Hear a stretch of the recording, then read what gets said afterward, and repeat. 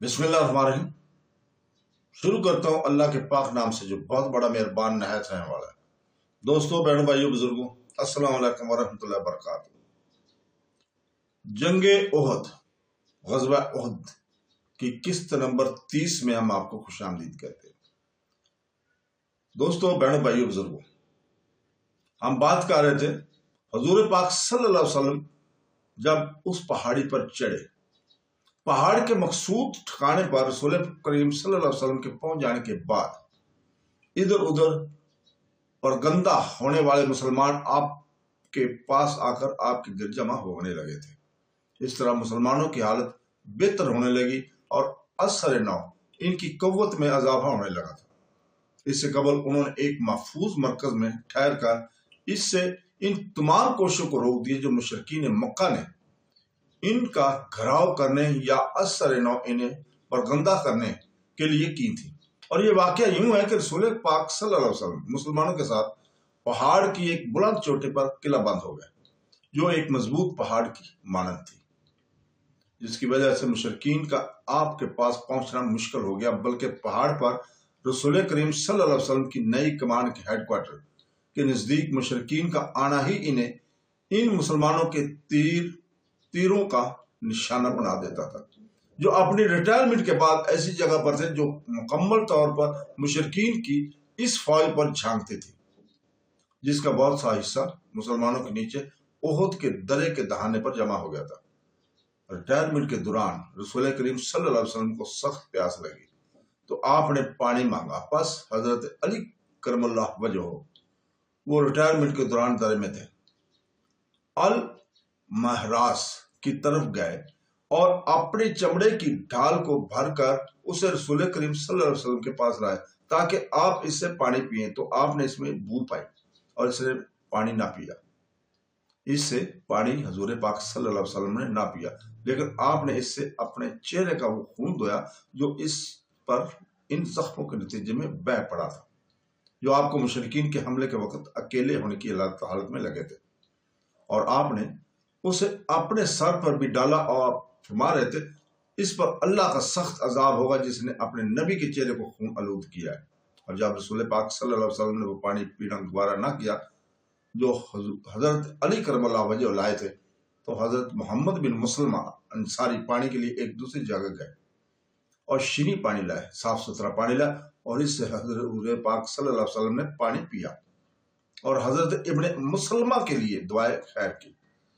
मालूम होता कि हजरत मोहम्मद बिन मुसलमा ने हजूर पाक सल्लल्लाहु अलैहि वसल्लम के लिए पानी तलाश किया और जब रिटायरमेंट के बाद आप पहाड़ में अपनी जगह पर टिक गए तो वो इसे आपके पास ले आए थे।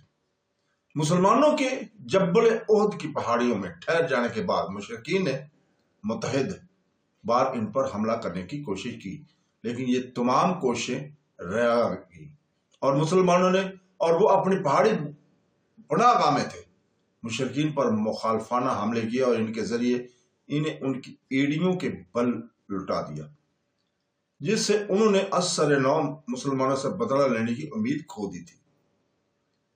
और मक्की फौज ने मुसलमानों को इनके पहाड़ी मकामात पर जरब लगाने की जो आखिरी कोशिश की वो यही कोशिश है जो मक्का के सवारों ने की। वो सलार आम अबू सफियान और खालिद बिन वलीद की कमान में रसूल करीम सल्लल्लाहु अलैहि वसल्लम की जानिब से पहाड़ में मुसलमानों को इनके हेडक्वार्टर में जरब लगाने के लिए घुस गए, जहां हजूर पाक सल्लल्लाहु अलैहि वसल्लम पड़ाव किए हुए थे।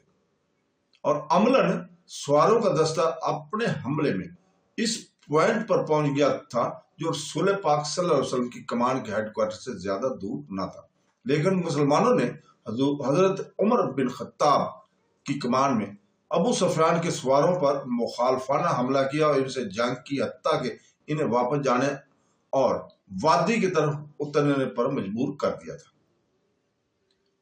अपने असीर ने अलकाल में बयान किया कि अबू सफियान मुशरिकीन के एक जमात के साथ पहाड़ पर चढ़ा। इब्ने इसाक का बयान है कि वो घुड़सवार थे और इनमें हजरत खालिद बिन वलीद भी शामिल थे। तो रसूल करीम सल्लल्लाहु अलैहि वसल्लम ने फरमाया, ऐसा ना हो कि वो हम पर गालिब आ जाए।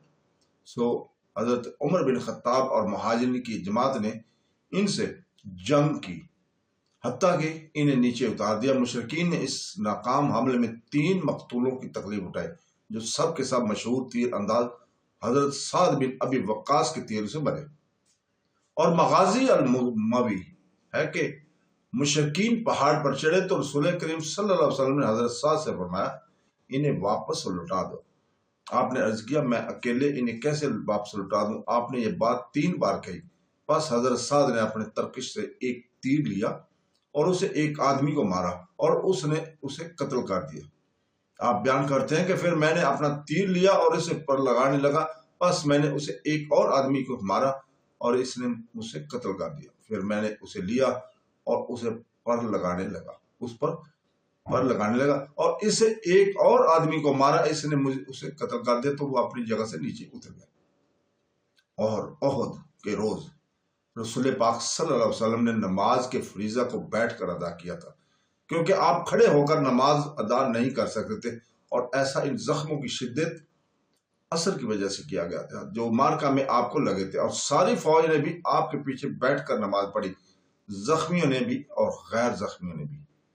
اس آخری مایوسانہ کوشش کی ناکامی سے جو ابو سفیان نے خود مسلمانوں پر ان کے جبل احد کے پہاڑوں پر پناہ لینے کے بعد حملہ کرنے کے لیے کرے کی، قریش مسلمانوں سے مایوس ہو گئے، اور ان کے قائدین کو یقین ہو گیا کہ مسلمانوں کے دوبارہ منظم ہو جانے اور اپنے سلار اللہ نبی کریم صلی اللہ علیہ وسلم کے گرد ان محفوظ مقامات میں جمع ہو جانے کے بعد ان سے اثر نو بدلہ لینا مشکل ہو گیا ہے، اور اس پر متضادیہ کہ مکی فوج کو بے حد تھکاوٹ اور تھکان ہو چکی تھی۔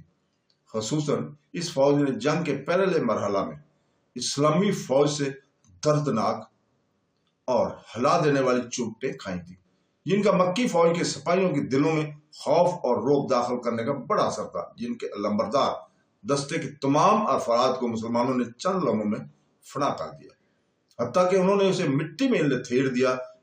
پھر انہوں نے خوفناک تیز اور شدید حملے کیے۔ مکی فوج کی شکست تھی، اور اگر تیر اندازوں کی غلطی نہ ہوتی اللہ انہیں معاف فرمائے تو قریب تھا کہ وہ شکست تباہ کن ہوتی۔ یوں قائدین قریش کے مسلمانوں سے مایوس ہو جانے کے بعد ابو سفیان نے جنگ کے ختم کرنے کا فیصلہ کیا اور اپنی فوج کو کوچ کے لیے تیاری کا حکم دیا۔ اس طرح جنگ ختم ہوگی اور احد کے علاقے میں فوجی کارروائیاں رک گئی۔ تو دوستو اس کے ساتھ ہی آج اجازت چاہتے ہیں، کل تک کے لیے اللہ حافظ۔